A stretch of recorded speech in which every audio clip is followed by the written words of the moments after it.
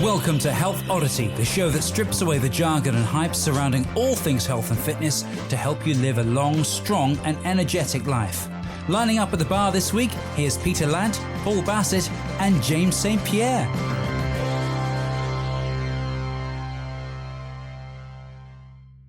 Hello and welcome to Health Oddity. This is episode 73. We join us again in the second week of January, just chatting. That's what we do. You know, on this podcast, we like to have a good chat before we even start talking about the politics and religion and all those things we get off our chest before we even start chatting to each other and our guests. So having got all the politics out of the way, Peter, how are you doing? I'm doing very well. This one's going to be an interesting one, I think. Number one, usually James has his hammer for the what's it called? The jargon busting hammer. But I think you're going to need it today, James, to translate because we've got a Geordie and a Scouser on the podcast today. So for our American cousins, it's going to be quite difficult to understand, I think. So James and Paul might have to do a bit of translation. Well, I think everyone managed with Finbar Toulan and Paul McElroy, so we'll be fine. We'll be fine. The Belfast twang. The Belfast, yeah. So how are you doing, Peter? You all right there? Yeah, I'm all right. Yeah. How are you? Yeah, I'm okay. I'm not bad. And what about you, James? I'm very good. Yeah, I'm looking forward to this podcast.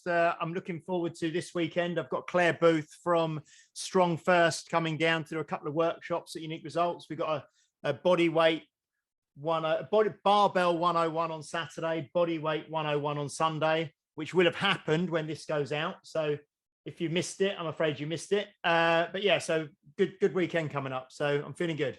Great. I mean, we've got David Keohan, who's is in March as well. We're all going to that one. So it's that full day, isn't it? Kettle yoga and some kettlebell sport.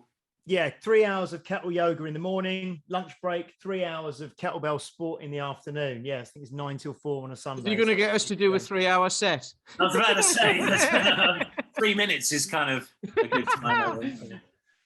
But yeah, so great guest today, Shaun Jones, who I met. Well, I didn't meet. I spoke to him about 5 years ago. Gave me some advice that was really useful, and just been in my Facebook feed and my Instagram feed for years. And I've closely watched his videos.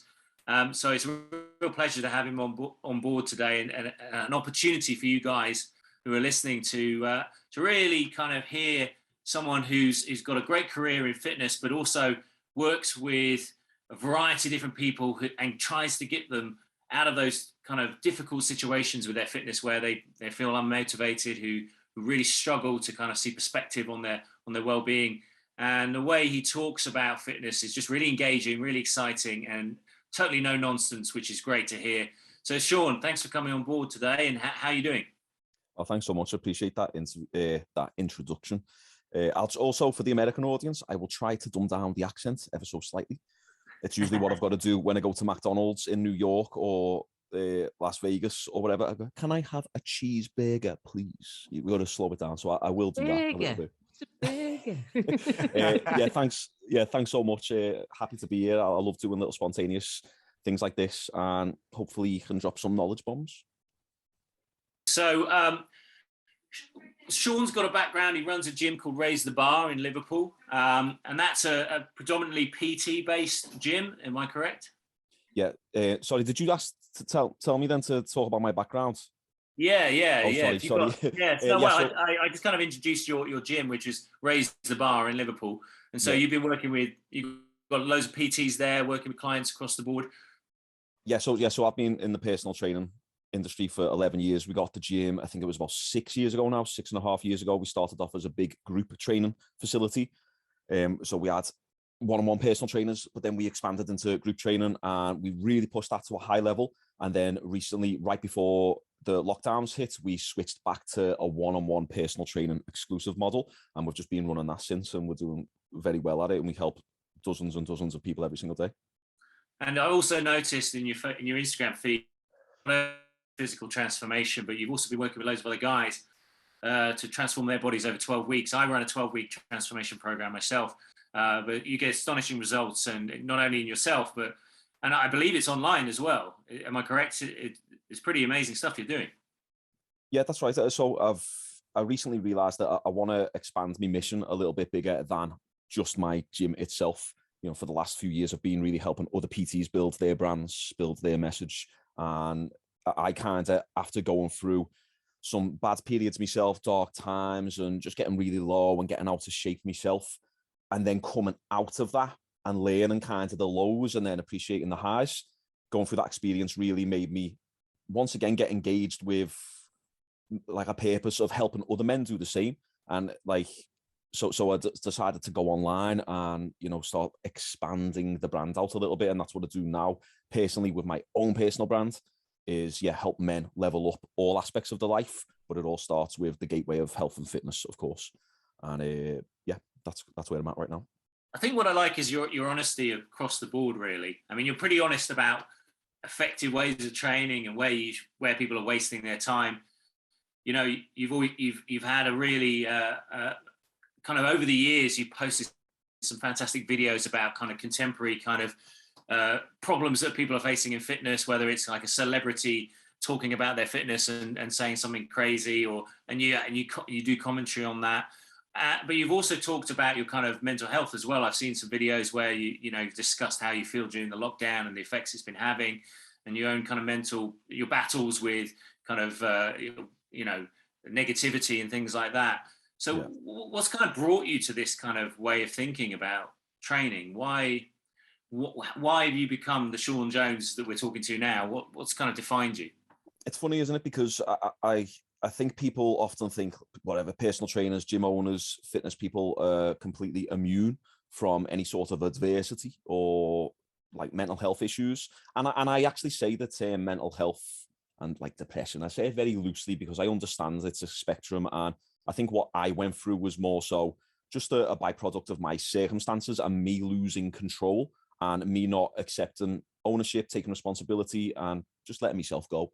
And then that creates the knock-on effect then. So, so I think basically long story short is throughout the years of building the gym and growing it to like having to be the boss and be the owner, I lost myself along the way. I lost my sense of identity. But I think a lot of men can relate to this. Sometimes you don't know what's happening until you wake up one day and you're just like, who am I? Like, what am I doing? Like, I used to be this type of person. I used to value health and fitness and have all these hobbies and all these friends and such a social life. Now I'm a hermit. I'm out of shape. I hate myself. I've got no confidence. I've got a stutter. I developed a stutter somehow along the line. I started struggling to get my sentences out, and that's not me whatsoever. So, I kind of went through that process, but it was a very, very slow burner. And then when COVID happened, it was just about survival modes with the gym.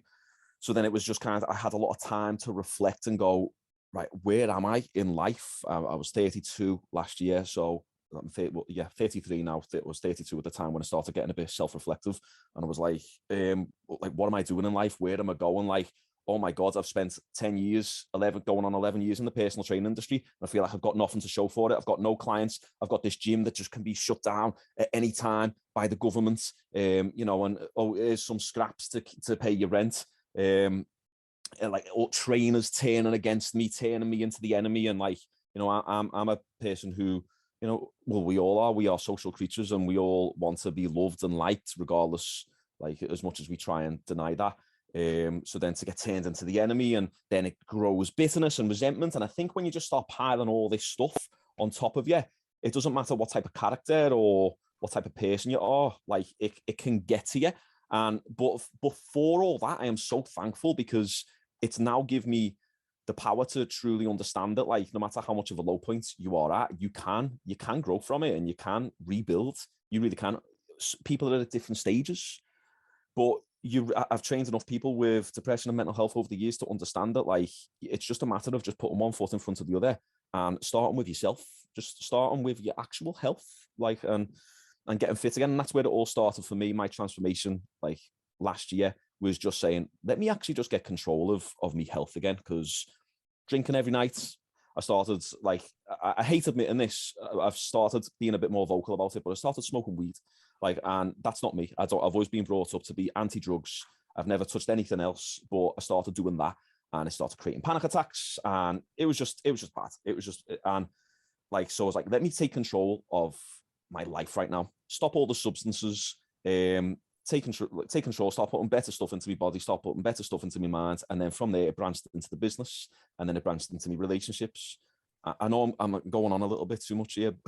I just try and give a perspective. I know there's a lot of men out there who go through exactly the same sort of stuff, and I know that the more I've spoke about this, the more it seems to resonate with a lot of men who don't speak about this stuff. And so that's kind of like an overall big picture of what's happened in the last 12, 24 months with myself, which has all led me to, level up as a person once again, and realize that, as I said the other day in one of my posts, there will be dark days, but like, as long as you're willing to grow through those dark days, it's good, because when the dark days come back again, you'll have a reference point. Oh, right, okay, well, I'm just going through a bad time, but I know that I can get through this, because all I need to do is X, Y, Z, because that's what I've done last time to fix myself. A lot of people, I feel like, they think it's out of their control, and the mountain is too big to climb. But it's really not. Like, it's just sometimes very simple solutions. It can just seem overwhelming. I don't know if that was all over the place, if that made much sense. But no, it was great. I was just going to ask you, Shaun, was there? So obviously you found yourself in this situation, and what was the kind of the catalyst, or what was the sort of straw that broke the camel's back? Was there a moment or a time where you think, you made, obviously everything starts with kind of an awareness and then starts with a decision to change. So when you found yourself in these dark days, what was it, or was it one, an instant that you can kind of put your finger on that said, this was when I decided enough is enough and I've got to change? And then when you decided that, what was kind of the initial, first steps, if you like, to kind of clawing your way back? Do you know what, right? It's a really good question, and yet there was, but I've only just acknowledged it in my head right now when the actual point was.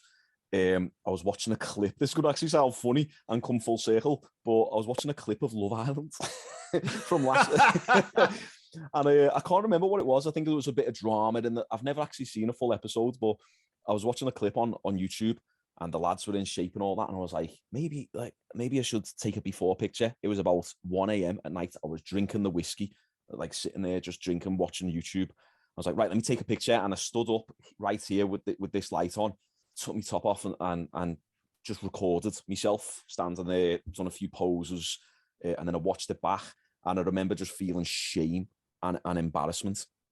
I was looking at myself like, wow, because I've done martial arts all my life as well, so I was always a really good kickboxer, and I remember even at one point wanting to go professional with it before I became a student and got into personal training. The reason why I started lifting was to complement the martial arts. So I was always really athletic, and I used to be able to do all sorts of crazy kicks and that.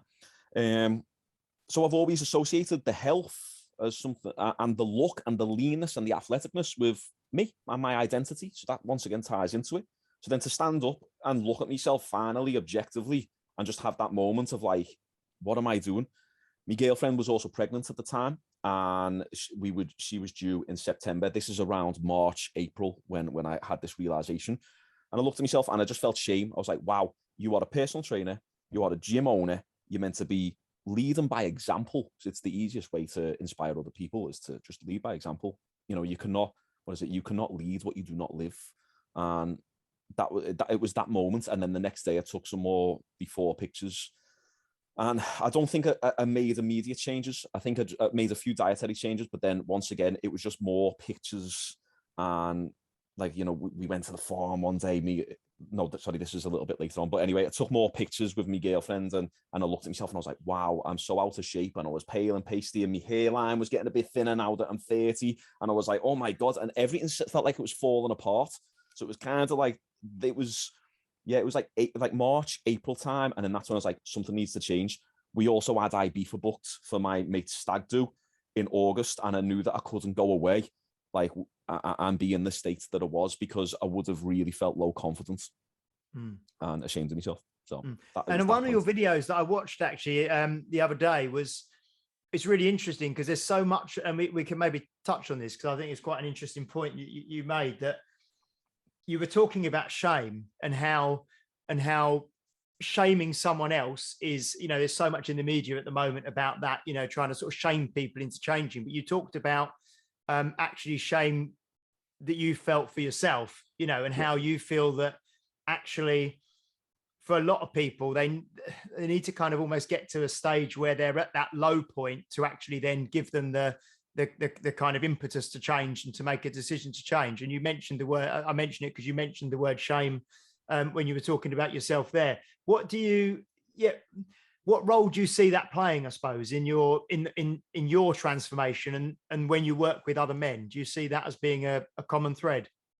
Yeah, that's it, James. Like, I think it's the biggest part of it. It's there needs to come that breaking point, and the amount of men that I've worked with over the years, and it's always the same story of, I got to this point and I looked at myself in the mirror and I was like, wow. Or I put my swim shorts on and I was like, oh my God, look at my belly. Or I was on holiday and, I caught a glimpse of myself. It was like a lot of men seem to, they get to this, they ignore, and then get to this point of realization. And a lot of it does come back to kind of like feeling embarrassed, feeling shameful. Like it's like a sense of pride as well, because at the end of the day, you're always going to have a bit of ego, and a certain amount of our ego will be attached to our image because men value status. And that's something that we've always valued deep down, as we want to be seen as valuable in the eyes of other men and women. It's also how we've got women over the years, is making sure that we have a high status. I know this is like controversial to say these days, but like, so like your ego is also attached to it. So if you feel like you're out of shape and you've let yourself go, it can hurt your ego, hurt your pride, and you can lower your self-worth and your value in yourself. So as I said in my post, I don't believe in shaming others at all. I really don't. I believe sometimes using that tactic on yourself can be helpful, as long as you know that it's going to kick you into gear. Because if you're just continually looking at yourself and negative talk and just talking crap about yourself and not doing anything, that's not good. Because once again, you're just lowering your self-worth even more so, and lowering your confidence. But sometimes if you say to yourself, Shaun, you look like a crap, like, and you know that it's going to kick yourself into gear and kick yourself into action, then I think it's a valuable way to get yourself motivated. I've tried the pussyfooting around a little bit in the past with men. Look, it's okay, don't worry. And unfortunately, it just doesn't really tend to work. And sometimes all they need is the little bit of a kick up the backside. Come on, wake up, like, and a little bit of a shake, like, into reality. So that's kind of the approach I'm taking right now. It walks the line a little bit, because I'm like, shame yourself. But then I'm like, obviously I don't mean it in a bad way. I am right. It's like, I want to really help men wake up. But then once you've woke up, I can walk beside you then, like, but I can't do it for you. Like, so I need you to wake up first. And sometimes it needs shock value in order to be able to wake people up from their trance-like state and their zombie-like state. So I think often, I was just gonna say, I think often things need to get, no matter whether you're looking at kind of finance or relationships or career or fitness or whatever, things for many people, things need to get to almost like a rock bottom stage, don't they? Before, like you say, that it's not necessarily even shame at that point. It's just, I'm not willing to accept this anymore. It has to get to that level where you just kind of, you're fed up, you've had enough, and you decide you're going to change. And very rarely does that happen when someone's living a moderate, comfortable life. It's usually when someone is, at their wit's end and something terrible's happened or gonna happen, that they finally get that impetus. Sorry, Pete, what were you going to say, mate? No, I was just going to say, I watched the same video this morning, actually. And like Shaun says, you're walking a thin line, because that could easily be seen as you being a nasty person and putting people down. But you actually say in the video, no, that's not what I'm talking about. I'm talking about like doing it for yourself.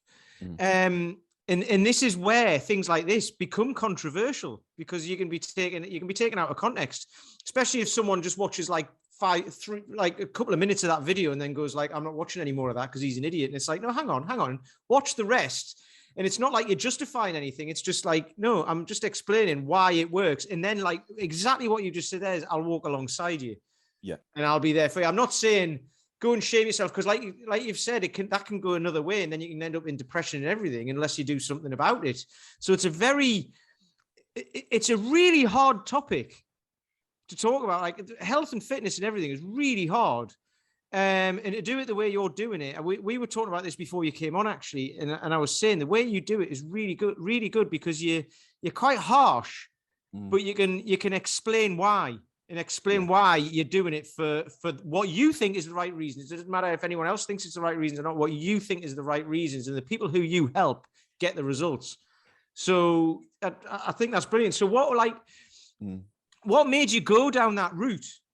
You know, because in all honesty, I think men need it. They need it, like they really do, because when we first done our group training program, it was all women, and then so even the language that we used to have to use in our Facebook ads, like when we worked with Dante, Paul, like we would have completely different language within the ads because women cared about completely different things. And then we realized when we used that same language with men, we weren't getting clients in.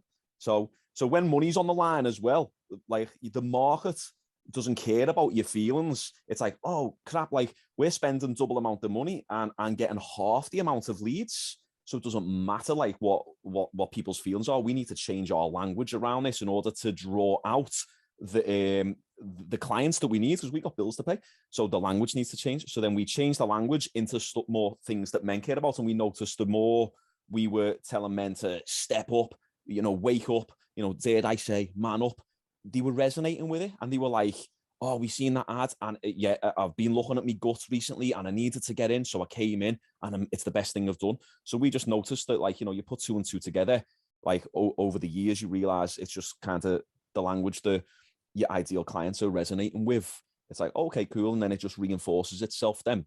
And then also you just look at like your current client base. So this is like advice that I give to PTs all the time is, excuse me, I've just had a Pepsi Max. A bit of wind. I'm dieting right now, so I'm loading up on the Pepsi Max. So we speak to PTs all the time, and one thing that we always say is like, look within your immediate client base. It's a simple strategy. What are those clients talking about?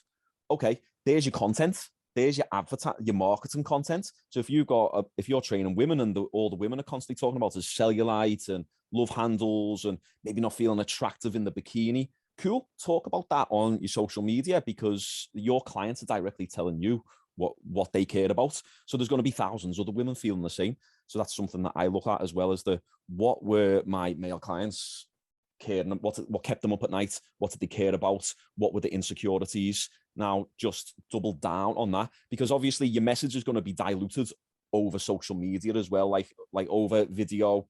It might not have the same impact because a lot of energy is lost across video and across text. A lot of people don't read as well. A lot of people don't actually read Instagram captions. So like you need to kind of like double up on it almost, like to make it actually stand out. So you've got to kind of exaggerate the message a little bit or go deeper on the pain. So once again, it just reinforces itself. And then after being through the stuff myself, I just realized, is this kind of what there must be other men going through the same thing as me? Let me actually talk about it and see if there is. And then I do talk about it, and then all of a sudden, like I get more messages than ever and more sign-ups than ever. So it's like, oh yeah, men obviously do care about this stuff. It's just they stay silent on it. So when you went, sorry, Pete, go on. What sort of stuff are people talking about then? Because I've done some stuff on this as well, and like you get people thinking like, I feel this way and I feel down and I'm not happy about myself at the minute and blah blah. Life's really good, but for some reason there's just this low level of worry and all that sort of stuff that everything could go wrong tomorrow because I'm not happy about something. And I train guys in groups, and we talk about this stuff all the time. And it's like, everyone has the same idea, the same thoughts and the same worries, and same, like, they come up somewhere. There's no new thoughts. There's no new worries. You're not on your own. People have had them before. So what sort of stuff do you kind of see come up the most commonly in the guys you train? Just like this is mainly for for the listeners, so they can kind of maybe identify with what's going on, and then hopefully it'll make people feel better that it's not just them, Yeah, so as I've got deeper and deeper down the rabbit hole of helping men, it's almost like I'm going more away from fitness and more towards the mindset side of things. But like I've noticed a lot of men, I think the reason why they feel this like low level buzz of anxiety continuously and like maybe a lack of purpose, is because they don't have control over their lives. They don't have control over the things that really truly matter: your health, your wealth, your relationships, your freedom, your hobbies, your adventure. They don't have control over any of this. They are suppressed. And, you know, you can say, oh, society and all this, but like, that's what I'm seeing with a lot of men, is they're in debt, or they're in jobs that they severely dislike, or they have passions that they're not following, or they used to be fit and now they're not, or they don't feel attractive. The missus controls them. That's a big one as well. The missus controls them. They have no freedom, and you know the relationships aren't more equal, or they're not like, the roles aren't defined. So there's too much crossover and too much grey area. So they're not working as a team. And I find it's the lack of control across all aspects of life, because I've tried to help men in the past get control of their fitness, and other life circumstances are getting in the way. So like relationships.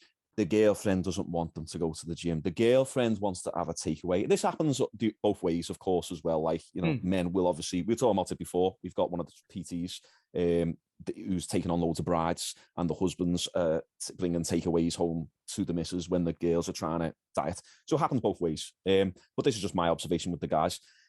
So like, it's the other aspects of life that get in the way of fitness. Usually when someone's trying to go on a fitness journey, it's the fitness is the first thing to get put on the back burner when something pops up.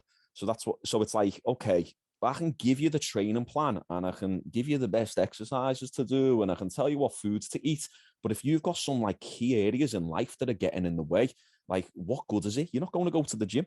You're not going to listen to Shaun Jones telling you to do chest today when you've got your missus giving you loads of drama. So it's like, it's being able to have confidence in yourself to, maybe if your relationship's an issue, communicate and speak with your girlfriend or your wife, and establish new boundaries and new expectations. We went through a mentorship program a while back, and one of the biggest lessons we learned on the program, it was me and my girlfriend, because we co-own the gym together. She stepped down now, but we co-owned the gym together. And there was obviously how to run Facebook ads and how to do sales, but one of the biggest parts of it was how to manage the relationship dynamic when running a business together. And the biggest lessons that we learned is asking your wife, in order, or girlfriend, in order for me to be the best partner possible, what do I need to do for you? Like, imagine perfect world, paint the picture for me, babe. How can I be the best husband, the best boyfriend? Tell me what a day looks like. And sometimes you're not even that far away. Sometimes she might be like, oh, I just want you to ask me how my day is. Or I just want you to maybe give me a foot rub. And then vice versa as well. What do I need from my girlfriend in order for her to be the best that she can be? And we establish new expectations, and then therefore the relationship it's a bit more of a team. Now I can feel confident that I've got no drama at home, and I can go and do my chest day today. Do you know what I mean? So that's brilliant, because some people might think, well, that's a bit weird. Why would you do that? It's like, well, what you're trying to do is guess what they want. And if you don't get it right, it's just going to get worse. Just ask. Just ask. Exactly. I love but that. most people don't have that communication set up. It's so cliche. It's all about communication, but no one communicates. No one, and it's because of fear what the other person might say. That's why. So that's the angle that I try and tackle. I'm trying to instill more confidence within men. It starts with the health and fitness, of course, but I'm trying to instill more confidence in men as themselves, as men, that like, listen, it's okay if you need to take the lead in your relationship. That's fine. Forget what society tells you. Oh, it's sexist. Go and take the lead to sort your relationship out, because you being passive and submissive right now is not working, and you're destroying yourself. Because the problem is with a lot of men is it's like they don't even take it out on their wife or on the friends. They take it out on themselves. They eat, they smoke, they drink, they do drugs, they go and cheat, they chase escapism. And the reason why I know we do it is because I done it, because I chased the escapism because I wasn't taking control. So drink whiskey at 1 o'clock in the morning, watching Love Island on YouTube. Exactly. Looking at yourself going, you fat piece of... I've still got the whiskey down here as well, but I haven't touched it. It's the same as me. I used to have a pint of lager and a load of jellied snakes. Oh, like 2 in the morning.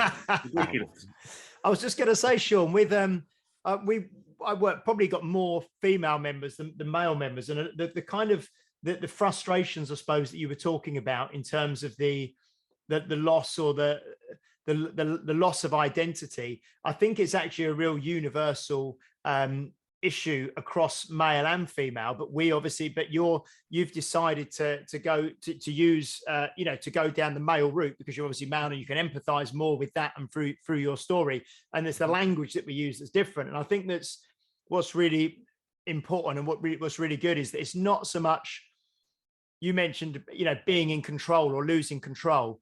And I think one of the first things that I've heard you speak about before, and I think you may have even mentioned it on this podcast, is it's actually taking that responsibility and ownership. And I've seen you speak about, not being a victim and that sort of thing before.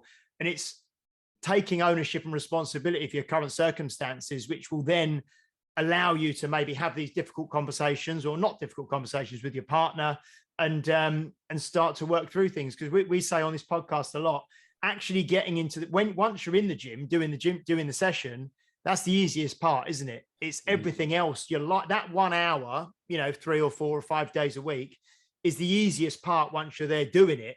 It's everything else in your life that backs up behind it that is the stuff that needs to be sorted out to enable you to get to that hour and then do the most with it. Yeah. And it's like, I know that like you can argue, well, that's not your role. Are you playing with fire? You're not a therapist and all this type of stuff. But like, if I can just give general advice, I want to be able to help men in whatever way I can. And then also to, as you said there, you train women, and it is a universal thing, the loss of identity. It's just like, obviously men and women obviously care about different things. Like in this, day and age, some people will believe otherwise, but we are different and we do care about different things and we're motivated by different things. So it's like what do the women care about to refine their identity and their purpose again? And then what do the men need?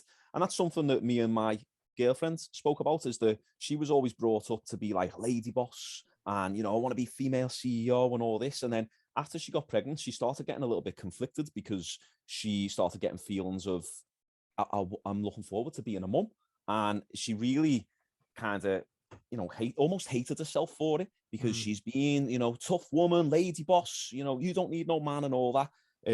But we had some serious conversations during lockdown, and I was like, look, like, what's the ideal situation for you? Because the ideal situation for me is that I take on all the stress, let me work, let me look after us, and I want you to make sure our baby like gets the best shot possible. You take control of the home life, I take control of the work life. What do you think about that? And after she let her guard down, she was like, do you know what? It sounds amazing. I'm looking forward to it. I'm so excited. And since we've just established that, just traditional, that's it. But since we've established that, our relationship's been so happy, because now she's not stressing all the time. Because we used to argue like crazy over the business, and I would then doubt me decisions because I would think, well, how's it going to affect her? Like, I'm okay with taking risks, but I know she isn't. So if I make this decision and it's a risky move, is she going to be affected? Now I don't have to worry about stressing her out. She's a better person. We're happier and we'll argue less. But it just took a few difficult conversations. Right. Difficult conversations. I've just said right, and my dog, every time I say right, my dog goes like, what we're doing? We're not doing anything, mate. Difficult conversations, right? We've said that a few times. We've said it a lot on last week's podcast as well. I think we were talking about that as well, right? So what was great there is you've just said your girlfriend wanted to be lady boss, all of that sort of stuff. But then she felt conflicted when she got pregnant. And I was thinking, how do you know that? And I know how you know that, because you'll have spoken to her about it, right? But it's like, it's one of those things. You haven't just kind of thought like, that's probably what she's feeling. You've asked her about it, right? Now, when you say difficult conversations, how difficult are these conversations actually? Is the difficulty just saying, right, let's have the conversation? Because the conversations aren't like, are they as difficult as that? Or do they actually just clear the air and then all the difficulty goes away? Because what you've just described there, it creates a very simple outcome, doesn't it? Of, right, we know where we're at now. And then you can review it, because it'll change in the future, obviously, possibly. It might not, but obviously you've got to keep on top of that. So how difficult is it? Because people will be wanting to do this, but they don't know how to go about it. And it just ends up in arguments and stuff, doesn't it? So Yeah, you're right, actually. I don't think it was that difficult, but I guess it just depends on your relationship setup. It's obvious, it's so easy for me to say this because we'd been through, let's say relationship coaching on our mentorship. So we kind of had that agreement. Oh yeah, look, this is what our mentor was saying. And the mentorship was 42 grand for the year, by the way. So it was expensive. So when you've got that much money on the line, you better listen. You know what I mean? So it's like the information holds so much weight behind it when you've got a big investment behind it. If it's just some random scouser on a podcast saying it, whatever, what does he know? But when you're paying someone a lot of money, you'll listen a little bit more. So that, I think it was easier for us to probably have those conversations because we were invested in it. But I guess it boils down to, like, I'm just trying to not walk the line here. I think like I would just say to her, like, some people probably listen to mine and her conversations and say, Shaun, you're sexist. But like, I know what she wants. I know she wants to feel protected. I know she wants to be provided for. I know that she just wants to be feminine and be looked after. And I know that deep down, and it's just a guard and a barriers up. So I would just start the conversation with, look, let's just imagine I'm doing 50 grand a month. I'm smashing it. I've got all this money. And you can go and get your nails painted.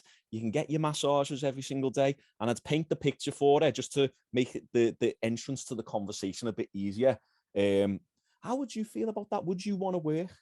And then she'd be like, well, no, not really. I'm like, right, okay. Well, there's the seed planted. So I'm painting the extreme picture first. If we were rich, if I was rich and you didn't have to work a day in your life to pay any bills, how would you feel about that? Oh yeah, I'd be made up. Okay, cool. So I know that that's kind of where we're at. But then obviously it depends what you want as a man then. So it's like, because this day and age, it's so expensive. Because if I was only earning maybe like, minimum wage, I wouldn't be able to support a household for two of us. But this is just our unique problems. So whatever, any guys listening, if they have unique problems, it's just kind of, as long as you're coming from a good place and you're showing that you're just trying to do the best thing and put the right foot forward, and look after your girl, like that's all it comes from. If they get offended at that, it's just kind of like, well, look, babe, I'm just trying to work as a team a little bit more. I want to get clear on our roles because I don't want stress. We should be working together. I guess it is hard to initiate those conversations though, especially when you have years of not communicating. We've got lads in our gym who are under the thumb and they will dare say anything like out of line to the girlfriends, out of fear of losing them. But I feel like you need the arguments. I think if you're not arguing, there's no communication. You need to have some arguments. People are afraid of arguments these days. So yeah, I don't know. But arguments don't have to be blazing rows as well, do they? No. It's like it's you're talking about discussions and disagreements, not like chucking glasses at each other and smashing things off the wall and all of that, chucking your dinner at the wall and all that sort of stuff. It's like, because some people do have that and they're like, oh, we've got a great relationship because of that. And it's like, really? Well, don't get me wrong. It used to get stressful sometimes, and she has thrown a empty toilet roll paper thing at me before. So, it has been quite heavy domestic violence. The little paper rolls like that. Can you imagine that, sitting in a hospital? Like, oh, what happened? Well, man, she threw a frying pan at us, honestly. No, it was just a piece of paper toilet roll. But yeah, it gets heated. But so that's what I found is that, like, obviously we all want to be in better shape, but it's never really the gym that stops us from getting there. It's everything surrounding it. So it's like, if I can maybe instill men to improve some of those surrounding areas just by increasing the confidence a little bit themselves, then going to the gym, as you said, was it you, James, who said it? It's that's the easy bit. Yeah, I think so. Yeah. So yeah, that's kind of the approach I'm trying to take right now. So what does so given that you've been through COVID now, you've set your business up and it seems to be in a good shape, and you've got this other secondary business in transformations and mindset. What do you have now that's going to make you more resilient than the person you were 2 years ago or 3 years ago? What have you developed since the pandemic that you feel has created the kind of institutions that are going to weather the storm? A few things. I think, like, first off, obviously it's my baby. Like, he's amazing. He's 15 months old now, and it's like, when you've got kids, it becomes. Have you guys got kids? Yeah. Got a dog. Oh, there you go. Same thing. It becomes a necessity. It becomes necessary to succeed almost, or necessary to do well, because not only do you have to pay the bills, but obviously you've got to set a good example. And, I didn't have a great male role model in my dad. He's great. He just didn't have a great example from his dad. And, very, very tough upbringing my dad had. So I can't expect him to, magic out of nowhere being a good parent. So I want to be the one to break that cycle and set a really good, fantastic example for my little boy. So that's number one. That's the main thing that's made me more resilient. And then I think off the back end of that, the byproduct of that is that there is no choice but to, like what else? What's the other option really when you think about it? If you do not become more resilient as times become more difficult, what's the outcome? It's just go back to what I previously was in a state of doing. I seen a clip the other day of Ben Affleck talking. I didn't realize he was an alcoholic, and he was on a radio show, and they said to him, what was it that made you overcome the addiction, the alcohol addiction? And he said, what did he say? What was it? In order to change truly, it's all about suffering, or to overcome, that's it. To overcome addiction, you must suffer. You must experience suffering. He said, because now once he realized that like epiphany moment of like, oh, me kids, what am I doing? He said, he looks back at the person he was now. He was back then drinking. And it's that much of a like despicable image. It's so undesirable. And it's like, oh, I don't want to go back there and be that person. I was suffering then. That's horrible. So like, I kind of look at it the same. It's like, I either become more resilient, or if I don't, I go back to, the dark times. And it's like, I look at that person and I'm like, oh, I despise myself. I was low confidence. No, it's shameful. It's horrible. I was suffering then. I don't want to suffer. I don't want to suffer. So become more resilient and keep moving forward. And that's kind of the mindset that I have right now. I think that's a good one, because there's one of those things about like people think you've got to go through, like you've got to get to a certain point to want to change, right? The pain of the pain of remaining the same has to be greater than the pain of change, which you have to get to a certain tipping point for that, which is different for everybody, right? And some people do have to suffer.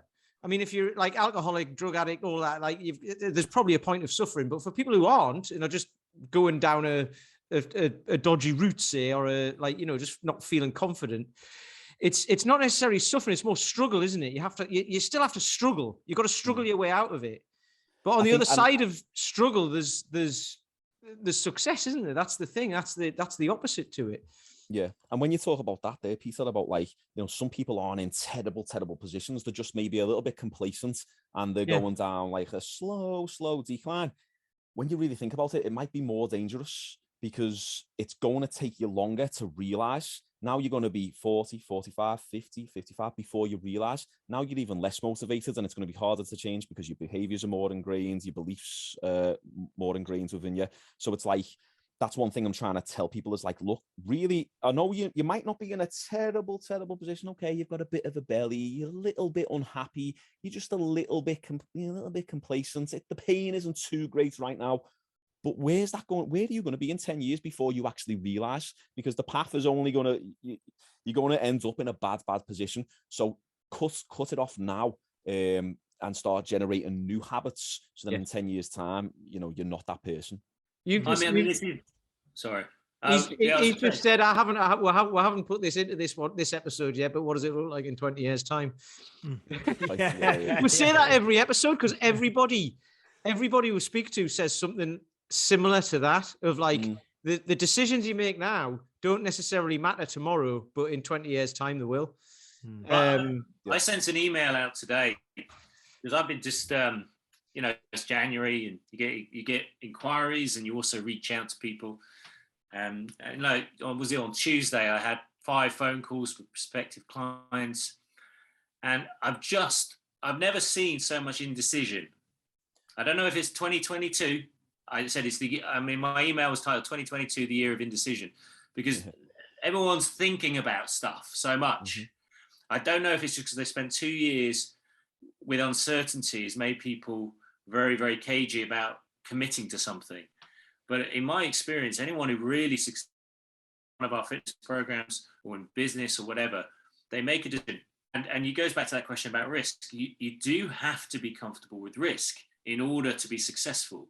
But the thing is, the more you do, the more you play with risk in a sensible way, in an informed way, and the better decisions you make, the less risk it becomes.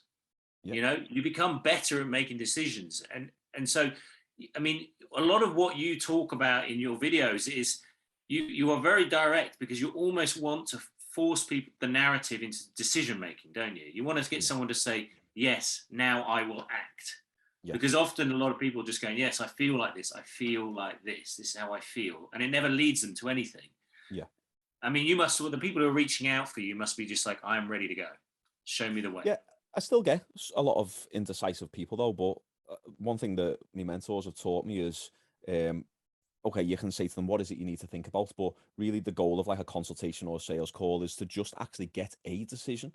It can be a no. It can actually be a no. That's fine. Like if you no, this isn't for me. But I'm not going to sit there and wait, because the majority of the time, think about it, 9 times out of 10 it is a no. So it's just like, so I now pre-frame that at the start. Like, listen, we're going to have a consultation. We're going to have a call, blah, blah, blah. We're going to go through X, Y, Z. And then at the end, we just need a decision, because the majority of people who need to think about it don't ever actually get started. And, you know, we get quite a lot of applicants. So we just need a decision. It's either for you, but it's not. No problem. If it's a payment thing, we can work around that. We can make something suitable for you, but it's either yes or no. Because if you're indecisive now, you're probably not going to be a great client, and you're going to be indecisive about your food and whether you should go to the gym today. And we need conviction. And that's the type of people who I'm trying to attract now, is people who like are at that point of like, right, time to act with conviction and follow through. End of the road now, like that's it, end of me tether, time to change. So I think a lot of the time, you've got to a lot of the time just get people past their own BS barriers, haven't you? Like we were talking about it today, we were on a touchy word of manipulation, and it's like, manipulation is a very, very strong word, but then at the same time, it's like, is it a form of, trying to sell someone a form of manipulation? It sounds so bad, but then it's like, you're trying to get them over their own BS and past their own self-limiting beliefs and stories that they have ingrained in them for so many years. And, it takes a lot of work sometimes to do that, and often, you won't succeed. So it does border that line a little bit. So I think about that as well. It does a little bit, but Paul's just said something about risk, right? And you can take the risk away for the person. The risk is all with you, isn't it, as the trainer? Mm-hmm. Because let's say money markets and stuff like that, you go and have some investments and all that. There's no guarantee on the outcome. It can go one way or the other. But with this stuff, you've got a load of results. You can show people those results.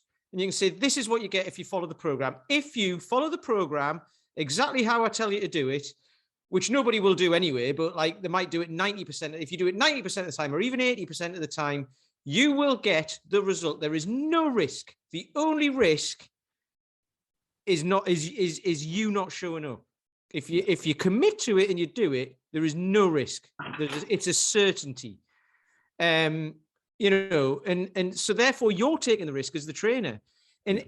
But people can't see that, kind of. They think they kind of think like, how can I trust you to do that? I think the thing is though, Pete, I think a lot of people, when they start having those conversations, they know deep down that they're doubting their own conviction and their own ability to follow through, because I think they project that onto you, So it's like the old saying that, oh, I tried that diet, it didn't work. Or I tried that workout program, it didn't work. What it often means is you did it half a dozen times, then you gave up. Most people don't. If you follow something and you do it, it's like Dan John says, it's like all the guys say, any program that you follow will work, if you stick to it with conviction and if you follow it. So I think a lot of the time, the reticence to sign up and to commit it's then like Shaun said, it's trying to help people get around their own limiting beliefs, their own previous history, their own stories they're telling themselves as I can't succeed at this because I've never succeeded at anything before. Or one of the questions we always ask when people join is, have you exercised before? Yes. How long do you usually last before you give up? Or, 2 months. And why is that? And then sometimes I say, oh, it's bored, or I don't see enough results, or, they'll be honest with you most of the time. And it's because they've stopped for whatever reason. And then, around that time is when they're going to struggle or why they've struggled. So I think most people, they know if they do it, it's going to work, but they don't trust themselves to do it, which is the problem. Yeah. It's that thing, isn't it? If you say you can, you're right. If you say you can't, you're also right. Because it's what you tell yourself. Yeah, that's all right. A big thing I learned is that it's about their perceived likelihood of success. It's not about how well you understand that your program works, because of course we're doing it thousands and thousands of hours all the time, but you can really explain it out to people and show people a perfect roadmap. But the reason why they won't sign up is because they still don't perceive your program getting them to the result. It was my last mentor. Look him up, Alex Hormozy. He runs this program called Gym Launch. He's incredible. He's the 42 grand program that we built the gym to, multiple 6-figure gym. Insane. One of the best mentorships we ever ran. And he's just brought out a book right now called $100 Million Offers. It's fantastic. I've got it right here. Let me actually show you, because this is amazing. This book right here, $100 Million Offers. It's let me get it focused. There we go. Yeah, Hormozy. Yeah. Okay, yeah. I spelled that wrong. Fantastic. He's got a YouTube channel as well, gives away loads of free advice. But anyway, he always talks about, he's got like a formula in this book, and it's about making your offer as compelling as possible. And a part of that formula is you must portray to the potential prospect their perceived likelihood of success is like super high and undeniable. So it's like, I know I'm kind of just talking in theory here. He explains it a lot better than I do. But if someone doesn't sign up with you, it's because they don't perceive your program getting them there. And it's often because your program doesn't solve one of their problems that they're not telling you, or they have a particular story that they think is unique that your program doesn't solve. So I think that's a point, little turning point that I reached, is that like, okay, I'm talking about muscle building and fitness and physique, but I'm not talking about the stories that the men are telling themselves. So if I can start talking about those things and showing that there's solutions for those things, their perceived likelihood of success with my program is going to be so much higher, because now my program isn't just a muscle building program. It's not just a fat loss program. It's a program that's going to help me build confidence in myself to have these conversations with my girlfriend and with my boss, maybe, or chase that business or follow this passion. And it's going to level me up as a man. So like I know that it's the confidence side of things that I need to tackle. I need to show and demonstrate that I can fix that side of them, because that's the stories, the self-limiting beliefs and stories that they are telling themselves. It's not that the program's going to make them build muscle or not. I'm tackling the other stuff that they're not telling me. Do you know what I mean? Check out that book. It's amazing. Excellent. So I just had a question. It's all about stories, isn't it? It's about the stories you tell yourself, and we the narratives, they're very powerful. There's a quote that I was talking to my wife brought up, because I was kind of getting myself into some self-limiting beliefs, and I was getting quite negative. And she said, there's that Buddhist story about the 2 wolves, and the one that survives is the one that you feed. And if you keep feeding these stories, they will just become more powerful, and they will they will be the definition of you. And you've got to, and it takes quite a lot of self-awareness to put a stop on that kind of limiting self-talk. And it's not easy, because you get into a rhythm, and it's like a ball going down a hill. It's difficult to stop. I like that. This is taking us full circle as well, actually, back to what Shaun was talking about at the beginning, because Paul's just said that. I had a chat with James before. I think it was the podcast we did that you weren't on, Paul. I had a chat with James, and I was getting the same way. 2022 is done the same to me. Like I said here, and I was going one way, and I said to Shaun, my girlfriend, and I was like, I'm not going to make any decisions right now, because if I do, it'll be based on negative emotions, and I'm going to just bide my time. And then now, this was like 2 weeks ago or something like that, and actually I feel a lot better now, because I've just sat down and made a plan of what I'm going to do and not done anything immediately. And then I'm like, right, now I've got something to go forwards with for the next 6 months or something like that. So yeah, it works. And like you say, it's like I fed that wolf. I didn't feed the emotional wolf who's negative and going to go and get a few more beers and going to go and, go down that route and sit watching Love Island at 1 o'clock in the morning with a whiskey. I think that's quite funny, actually. It's one of those things. That for some reason that's stuck in my head. I can imagine you sitting there doing it, thinking like every other day, thinking, there's nothing wrong with this. This is fine. And then one day just going, what the hell am I doing? It's funny, isn't it? Like, obviously, and there's obviously been other little trigger points that have happened maybe that day and week that led to that. But yeah. That's how it works.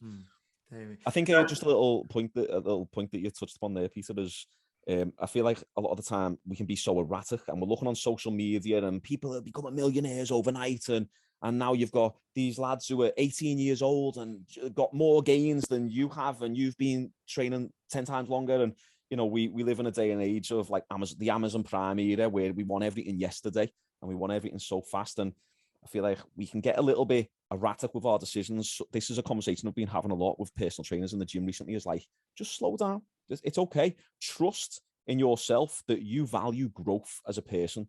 Like, because, and you value becoming more skilled at different areas of life. You value them, right? Yes. Okay, cool. So chill out, trust in yourself, have trust in yourself that this is probably just a bad day. Like next week, a few days later, maybe next month, you'll come out of it and you'll just go back to your set point, which is growing, improving your skills, making the right decisions, so on and so forth. A lot of the time it's just taking a little chill and having faith and trust in yourself. Do you know what I mean? Like, but you've got to value the growth first and the acquisition of skills. I know exactly what you mean. And this is just brought it round to, how do you trust the program? How do you know you can trust the program?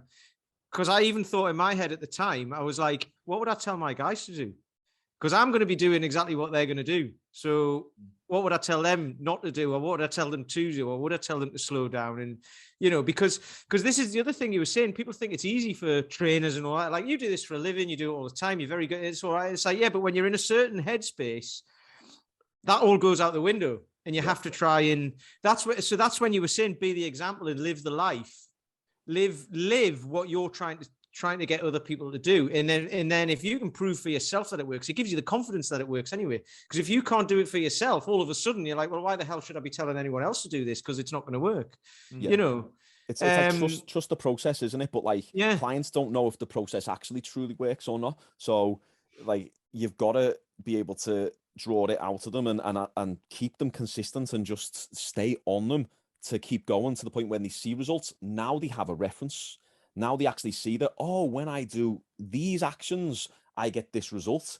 Now in the future, if I'm having a negative mindset and I'm struggling with motivation, like, I know that the process works because I've got reference for it. I done those 12 weeks. I got fantastic results. Now I'm having a bad few months, but it's okay. I know that I'm not doing the actions. So wait there, what do I need to do? I just need to do the actions.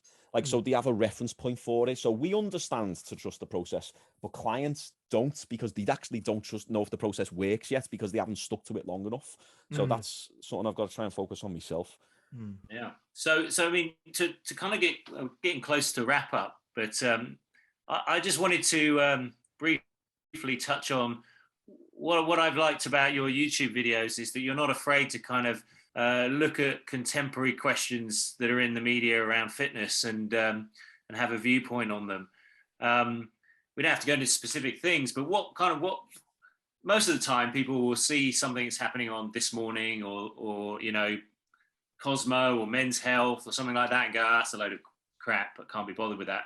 Why do you feel vocal about it? What's kind of getting you riled up so you want to get behind the camera and you want to put it to bed? Well, obviously when I'm behind the camera as well, just a little caveat, like, it is an exaggerated version of myself. Like, you've got to, because if I sit here, right, okay, so she said this, no one cares. So you've got to hype it up a little bit. We live in a day and age where attention is the new currency. And like, you have to be able to grab attention. We're within the TikTok era where it's got to be boom, headline. Oh, I'm swiping off already. Like, people sit there on the phones. You've only got to look when you're on the train or the bus or walk around town, and people are like that. People are on nights out and are like that. No, like we live in this state, like everyone wants that instant dopamine hit, and it's all about who can capture attention the most. So that being said, that's why I want to use YouTube as a little bit more of my platform again and get back into that, because I know that I can play a little bit of a character, but get me views across and be able to help people through trending topics, or, you know, the topic of the week or something like that. And I know that I tend to think a little bit differently in terms of, wait, you know, everyone's saying this. Let me actually just look at the different perspective a second. Like, everyone just jumps on the bandwagon and is a sheep with a lot of thoughts these days. So one thing, Shaun, just to say about that, because I wasn't aware of any of this before. We spoke about it before we started recording, but I noticed a number of people who I know who are trainers and things suddenly started posting this stuff about, oh, we've all got the same, you know, people say we've all got the same 24 hours in a day, but really that's a load of rubbish because of this, because of this, because of this. And then it was only watching your take on it, which was where you went the opposite way, and you actually took the learnings out of it that I would have taken out of the comment, which was this Molly May Hague thing that she said, where everyone sort of jumped on the bandwagon and everyone started hating her and saying, you know, yeah, well, it's easy for you to say that because, you know, you're this, you're this, you're this. And you took a very different approach to it, which was really refreshing and far more in line with the thinking I would have taken from it. So I think it is, taking those current affairs kind of hot topics in the media and spinning them and taking a different view on them, I think is a really effective way to get, you know, engagement and to create something different, isn't it? Yeah, and we live like in the cancel culture. So like everyone's afraid to actually say, well, wait, did I actually think different? Like, so because you're going to get cancelled. But I feel like because I can't be cancelled, like what are people going to do to me? Like I've got my gym, that's fine. Like everyone's their own independent businesses in there, and Smash It as well. All the trainers are in there and they all have the same viewpoints. But like, so you can't cancel me. So what are you going to do? Dislike my video? Oh God, unfollow me. Like you can't even do that anymore. YouTube have removed that. I know. How ridiculous is it? Yeah, but you know what though? You look at your real world examples. Like I, you know, just come from a working class background and built myself up over 11 years. I had some girl comment on my Instagram and she was saying like, oh no, and I found this quite discriminatory. She said, oh, it's okay to say work hard, but what if you like and chase your goals? But I don't think you should chase your goals because you're going to fail. You're doomed for failure. Like if you're disabled and born into poverty. And I was like, hang on a sec, that's actually discriminating against disabled people. So if I've got a leg chopped off or whatever, or cerebral palsy or something like that, you're saying don't go for any goals. I can't do anything. That's a very negative, pessimistic viewpoint. I think what it is we went on a date when we were 16 and it didn't go anywhere for her and she's a little bit gutted.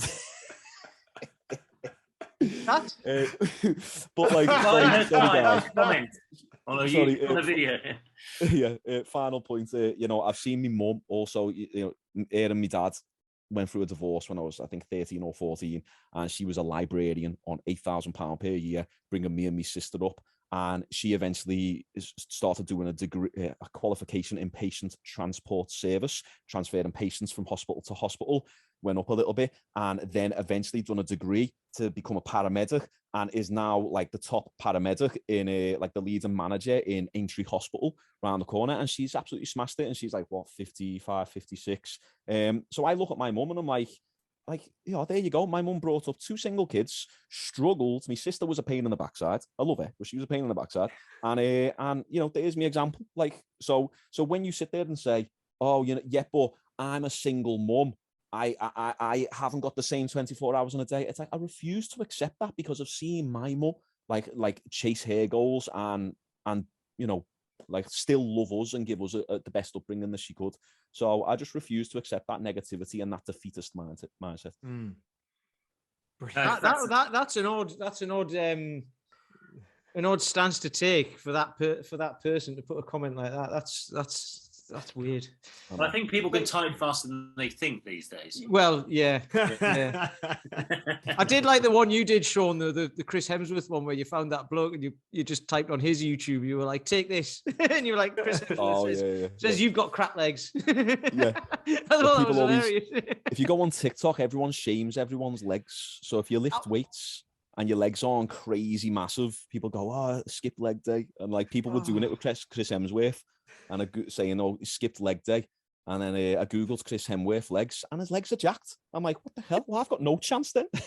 I was about to say, I might skip this topic and move on swiftly because if anyone's seen my legs, like currently like lightsabers. So I always think if people have got massive legs like that, I'll probably be able to outrun them. yeah. But I know you said avoid the jargon, but like, so if your calves are if you look at all sprinters have skinny calves because the higher up I'm sure you guys know, but like the higher up the calf muscle inserts and the longer the Achilles tendon, then the more springiness and explosiveness you have. So that's one thing I say. If anyone ever says I'm skinny legs, it's like, yeah, but I can do backflips and jump over people and kick it in the head and everything. Where did I go wrong then? I've got a very skinny calf. Actually, no, the thing is sometimes you just can't, didn't Arnold Schwarzenegger, he struggled with his calves for years, didn't he? He had to work so hard for those. He only had a 4-pack as well. Yeah, you did. You only had a 4-pack, didn't you? Yeah. Exactly. You just kind of, So I've figured it out. Actually, all I need to do is not eat for a week, and I'll have a better 6-pack than Arnold Schwarzenegger ever had in his life. There you go. You heard it here. There you go. Intermittent fasting for you then. Right. Well, I think it's a good place to wrap up. Actually, I thoroughly enjoyed that. I think it was a great conversation. Really enjoyed it. It's just a great flow. So, I mean, Shaun, if someone's interested in training with you or just finding out more about what you do, what's the best route for them to contact you? Yeah, you can either message me on Facebook. It's Shaun Jones. Type in Shaun Jones, and then it's the Natural Power Method. That's the name. That's the brand that I'm going with right now. Or on Instagram, Shaun Jones Online Coach. I've got Shaun J Fitness as well. That's just like where to share more personal thoughts. But yeah, Shaun Jones Online Coach, the Natural Power Method. If you type that in, the Natural Power Method's the program that help men. Basically, it started as a vehicle to help men build muscle naturally, hence the Natural Power Method. And it was all about strength training and power. But then I realized that message crosses over into unleashing your inner power and your inner confidence. I believe every man has got natural, inner, built physicality and mental power and fortitude. It's like being suppressed over the lives. So that's kind of what I am really on a mission to do, is try and bring out the physicality and the mentality side of things, the power in both. So yeah, Shaun Jones Online Coach, or the Natural Power Method. And what about your YouTube chat? Is it every Thursday and Sunday you put out videos or something? Yeah, I was doing that, and then I lost my cadence just when we were trying to get the gym back up and running. But I'm just probably going to be releasing a video a week. It's going to either be probably every Thursday and Friday, or it's once a week, probably like every Friday. But you've got a back catalogue there anyway for people to look through, because it's really good. So yeah. I'll put that in as well. Yeah, I have. Yeah, I'm going to make it a weekly thing because I feel like I can push that. So yeah, probably a video once a week. But if you follow me on Instagram, you'll see when I post on YouTube. So yeah. It sounds like 2022 is going to be a good year for you, and you've got a lot of things. You've got some decent momentum and a really positive outlook, which I think. I feel, despite even myself, just my own final thoughts, 2021, you thought it was going to be I thought it was going to be an easier year than 2020 because there was less disruption, but it became more challenging in different ways. And it was easy for me to get into some of these kind of negative thought patterns. And I've had some ups and downs and some frustrations and things like that. And I really had a bit of clarity myself about how do I take control of my mental perspective and be less. I just feel like I'm the English weather, just changing all constantly. Drizzling and then mild blasts of sunshine. And it's good to hear you talk about all these things, because they are. How do we define ourselves? How do we? Who are we actually? I mean, you asked that question right at the beginning. The person I thought I was this, and this, and then all these things happened to me, and I looked at myself in the mirror and I'm like, is that me? And I think it's probably sometimes, I mean, I've had that in the past. I had that when I was in my 20s, but there's no reason that you're going to be immune to it consistently through your life. It's not like a vaccine. You do have to keep confronting things, new situations, and I'm interested in what 2022 will bring for me, and it's just great to hear your story and what you've done. I'm going to listen back to this podcast and nick a few of your things in my own way I talk to people, and for my own kind of mindset as well. But Peter, what are you thinking? You got any final thoughts? Sorry, Paul, can I just add one little thing onto that? I just wanted to say that I think one thing I've found a lot of peace in, and this is probably some good advice to anyone listening or watching, is no matter how good of a support system that you have, good parents, good girlfriends, whatever it might be, ultimately it still boils down to you sorting yourself out. It really does. Like, because my girlfriend couldn't come in and force me to stop drinking the whiskey. Like, she can't force me to do the business. Like, so a lot of people might see that as a very like pessimistic, maybe depressing reality, but it's not. You want to take comfort in it because it's easier to control yourself than it is to control other people. So stop getting down and depressed in the dumps that no one is helping you and no one cares. You care about yourself and fix it yourself. You can control yourself better than other people, and then that energy will spread out accordingly. So no matter how good of a support system, it doesn't matter. You still have to do it yourself, and that's good. That's a comforting reality. It's not a depressing reality. It's comforting. Yeah, definitely. Yep. Pete. Yeah. I'm not going to add to that. No, I like that. And the thing I like is you know, like you say, you're kind of walking a line, but you're not really. You're walking a line that has been put there, in a line that keeps edging the way that you're going to be on the wrong side of it at some point, because it's not you that's changed your view and what you're talking about and your kind of like your passion for helping people. The line moves. So what is politically correct, it changes, doesn't it? So yeah. But I don't necessarily think you're saying anything controversial. I think you're just telling the truth, or your truth, of what you believe is, you know. So I think that's sometimes that's what people need to hear. My mentor said, sorry, I kept interjecting, and my mentor always said, you need to stand for something. You really need to stand for something. Otherwise, you just end up blending in with everyone else. You need to make some noise. And with that is going to come criticism. There's going to come haters.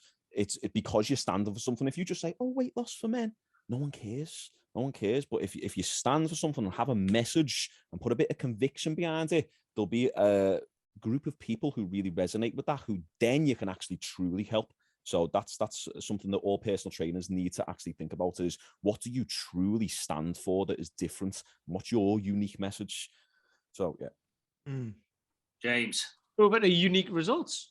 Well, I was just going to say, actually, the on the point you just said, you know, I remember someone said to me once, if your message isn't clear enough to turn off the people you don't want, it's not going to be clear enough to attract the people you do want. So you mustn't be afraid to turn away or to upset people that you're not looking to talk to, because if so, you'll be too vanilla, like you say, and you won't, you know, you'll just blend in with everyone else. So no, that's fantastic. No, it's been great. It's only the last few days that I've really looked at your stuff, Shaun, and I love it. And I've just followed you on with the social media things, and it's been great talking to you for this last hour and a bit. And it's it's been a refreshing, flowing conversation. It's a great way to kind of kick off 2022. So thanks so much for joining us.